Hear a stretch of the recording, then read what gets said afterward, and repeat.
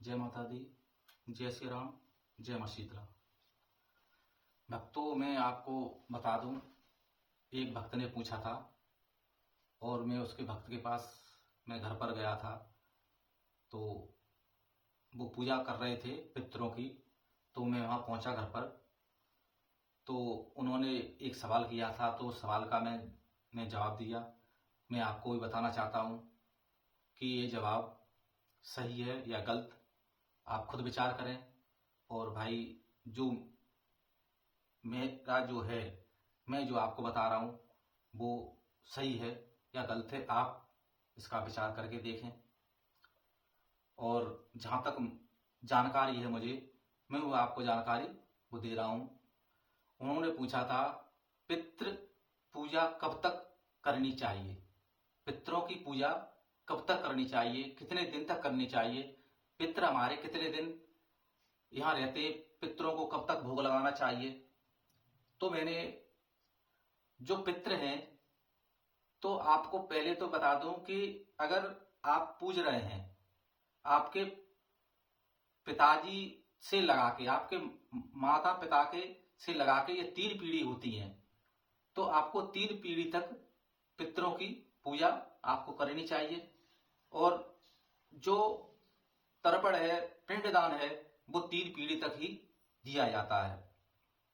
जैसे हम गंगा जी जाते हैं तो हम पिंडदान करवाते हैं, तो हमारे 3 पीढ़ी तक रहता है कि जो हमारे पिता, हमारे बाबा और उनके पिता, ऐसे 3 तक रहता है पिंडदान। तो जैसे कोई मर जाता है आपके यहाँ और वो भूता योनि में चला गया, तो खिलते भाई, जैसे किसी के सिर में आते हैं और वो बताते हैं कि हम ऐसे ऐसे खत्म हो गए थे और हम ऐसे भूता योनि में, तो हमें थान दो, हमें थान बनवाओ हमारा।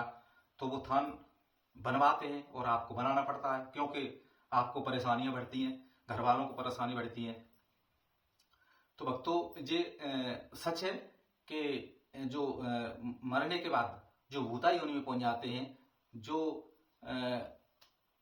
जो भी पितृ हैं और वो स्थान मांगते हैं, तो आपको स्थान देना पड़ता है और उनका स्थान बना के और उन्हें पूजना पड़ता है। तो वो कब तक पूजते हैं? तो मैं बता दूं, उनकी उम्र जो है वो 100 साल तक पूजने की है। अगर 100 साल तक आप उन्हें पूजेंगे, ये जरूरी नहीं है कि वो जो पितृ थे और वो भूता योनि में चले गए तो वो उसी जगह हैं, या उत्प्रेत बन गए तो उसी जगह आप पूज रहे हो। तो ऐसा नहीं, वो मोक्ष प्राप्त हो जाते हैं। 100 साल की पूजा लेने के बाद उन्हें मोक्ष मिल जाती है और वो पितृलोक में चले जाते हैं, भूता योनि से पितृलोक में चले जाते हैं।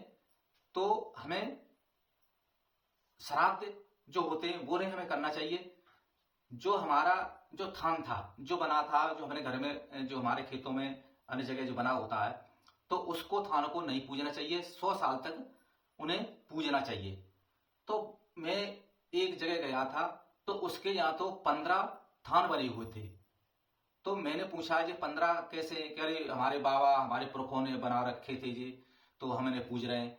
तो भाई ऐसा नहीं है, उनका तो उद्धार हो चुका है, वो तो स्वर्ग लोक को चले गए, आप तो उन्हें पूजते आ रहे हो। तो अगर वो आपको सपने में आते हैं या किसी भी तरीके से बताते हैं तो उन्हें पूजना चाहिए।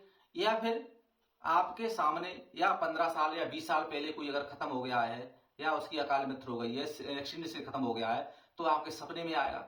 सपने में नहीं आएगा तो आपको दिखाई देगा, या किसी भी तरीके से आपको घर में परेशान करेगा तो वो उसके सिर में आएगा तो बताएगा। तो उनकी वो थान बनवा लेते हैं और वे स्थापना मांगते हैं, तो उनकी पूजा करनी चाहिए। ऐसा नहीं है कि हम पूछते चले आ रहे हैं, पूछते चले आ रहे हैं। तो ऐसा नहीं है, 100 साल तक पूछते हैं। और जो पूछते हैं तो वो हमें दिखाई भी देते हैं। ऐसा नहीं है दिखाई देते, सपने में दिखाई देते हैं, बात करते हैं। किसी किसी के तो सिर में आते हैं, भाई वो खेलते हैं। तो मैं बता दूं, तो यही है सच, और आगे की जानकारी मैं आपको दूंगा।